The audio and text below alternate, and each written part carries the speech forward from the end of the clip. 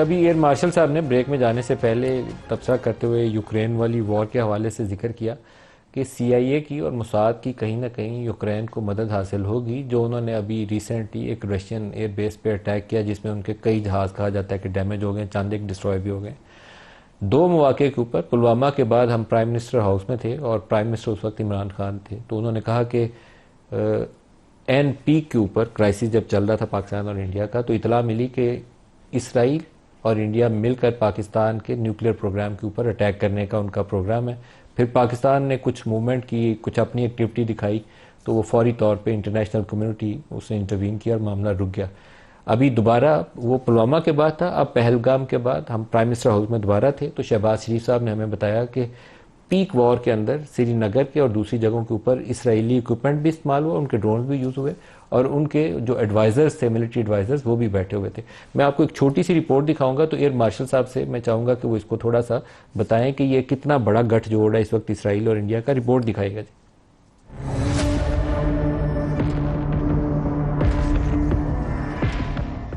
پاکستان کے خلاف بھارت اسرائیل گٹھ جوڑ نئی بات نہیں، لیکن حالیہ پاک بھارت کشیدگی کے دوران صہیونی آر ایس ایس اتحاد کھل کر سامنے آ گیا۔ پاکستان کے خلاف نہ صرف اسرائیلی ڈرونز استعمال ہوئے بلکہ بھارت کو اسرائیلی رہنمائی بھی حاصل رہی۔ پاکستان نے بھارت کے ساتھ ساتھ اسرائیل کو بھی دھول چٹا دی۔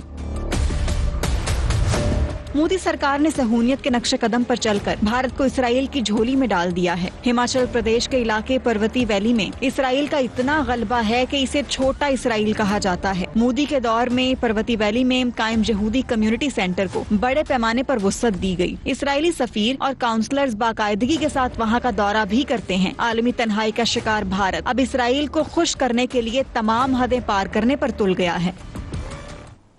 ایئر مارشل صاحب، ہماچل پردیش میں کئی ویلیز ہیں، وہ کہتے ہیں کہ وہاں ہبرو زبان کے اندر بھی انہوں نے مینیو بھی بنا دیا، روڈ سائن بھی لگا دیا، اتنی زیادہ اسٹرانگ پریزنس ہے۔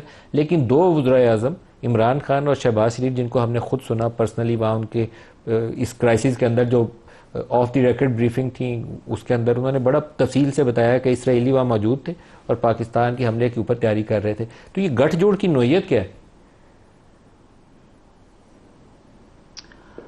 جی، نوعیت بہت زیادہ ہے اس وجہ سے کیونکہ نیوکلیئر والا فیکٹر جو پاکستان کا ہے وہ ایک بہت امپورٹنٹ فیکٹر ہے، اور میں سمجھتا ہوں کہ جب ہم نے 98 میں نیوکلیئر ایکسپلوژن کرنا تھا اس وقت بڑا سیریس تھریٹ تھا، اور اس سے پہلے بھی ہمیں ہمیشہ جو ایک تھریٹ رہتا تھا وہ یہ تھا کہ اسرائیل کی طرف سے کوئی اسٹرائک نہ ہو، جس طرح انہوں نے عراق پہ ایک اسٹرائک کی تھی ان کے نیوکلیئر اس پہ۔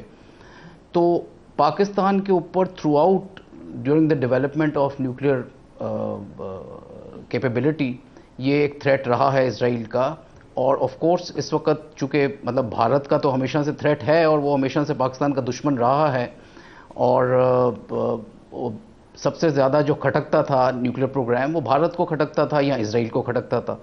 تو یہ وہ دونوں کے لیے ایک کامن گراؤنڈ ہے جو کہ ہمیشہ سے پاکستان کو تھریٹن کرتے رہے ہیں، اور بھارت کی یہ خواہش رہی ہے کہ جس طرح عراق کا اور باقی مسلم کنٹریز کا انہوں نے سیبوٹاج کیا اسرائیل نے، اسی طرح پاکستان کا بھی وہ کر سکے۔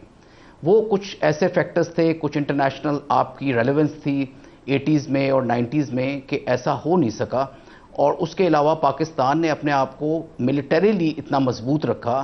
جس طرح پاک فضائیہ کا ذکر کرتے ہیں کہ پاک فضائیہ نے ان دنوں میں بھی ہمارے پاس state of the art F-16 ہوتے تھے، اور ہماری فضائیہ بہت اس وقت بھی ویجیلنس میں تھی کہ کسی قسم کے بھی فیکٹر کو وہ نیوٹرلائز کر سکیں اگر اس طرح کا ہوتا ہے۔ لیکن اسرائیل والا فیکٹر ایک بہت امپورٹنٹ فیکٹر تھا جب تک ہم نے نیوکلیئر ایکسپلوژن نہ کیا، اور اس کے بعد بھی آج تک وہ موجود ہے۔ جہاں تک پریزنس کی بات ہے، دیکھیں بھارت اور اسرائیل کی بہت زیادہ جوائنٹ کولیبوریشن ہے ملٹری ڈومین میں۔ نہ صرف یہ کہ وہ کافی سارے ہتھیار جو ہیں وہ اسرائیلی استعمال کرتے ہیں، بلکہ بہت ساری ماڈیفیکیشنز ہیں الیکٹرانک وارفیئر کے لحاظ سے۔ اگر آپ دیکھیں کافی سارے ویپنز جو انٹیگریٹ ہوئے ہیں رشین ٹیکنالوجی میں وہ اسرائیل کے تھرو ہوئے ہیں، کافی سارے سیٹلائٹس اور جو آپ کی ISR ہے جسے کہتے ہیں انٹیلیجنس سرویلنس اور ریکونیسنس والے جو فیکٹرز ہیں وہ اسرائیل بھارت کو بہت زیادہ سپورٹ کر رہا ہے. اور ڈرون ٹیکنالوجی تو آپ نے خود بتایا کہ وہ بہت زیادہ آپس میں اشتراک بھی ہے ان کا تاکہ وہ انڈیجنس ڈیولپمنٹ ہو سکے اس کی بھارت میں. اور اسرائیل بہت آگے ہے اس ٹیکنالوجی میں, میزائل ٹیکنالوجی میں بھی اور ڈرون ٹیکنالوجی میں, اور وہ بہت زیادہ بھارت کو اس میں اسسٹ کر رہا ہے. نہ صرف یہ بلکہ وے آف وار فائٹنگ میں بھی وہ بھارت کے ساتھ ہے. اور جو آپ کو چیز آج نظر آتی ہے پاکستان فضائیہ میں, وہ چاہے گا کہ اس کو آنے والے دنوں میں نیوٹرلائز کر سکے. تو میں یہاں پہ یہ بھی کہنا چاہوں گا ندیم بھائی کہ دیکھیں آپ کی جو جنگ ہے یا جو یہ مارکا ہے یہ بھی ختم نہیں ہوا. جس طرح آپ نریندر مودی کے پرووکیٹو بیان کا ذکر کر رہے تھے پہلے بھی, اور ابھی بھی وہ جو دے رہا ہے, اس سے وہ جو ایک ہمارا ہمیشہ ایک انوائرمنٹس ہوتی تھی جس میں ہم کہتے تھے کہ نو وار نو پیس والی انوائرمنٹ ایگزسٹ کرتی ہیں, اب میرے ذاتی خیال میں اور مشاہدے کے لحاظ سے مور وار اور لیس پیس والی جو انوائرمنٹ ہے وہ ایگزسٹ کرتی ہے. اور اس میں جو ہے اسرائیل, یہ آپ کا صحیح تجزیہ ہے. جب بھی کوئی ایکشن ہوگا فیوچر میں, جی ہاں, فیوچر میں جو بھی ایکشن ہوگا اس میں ہمیں یہ نہیں سوچنا چاہیے کہ ہم ایف اینڈ بٹس میں لگیں, ہمیں یہ سوچنا چاہیے کہ when, because it will happen.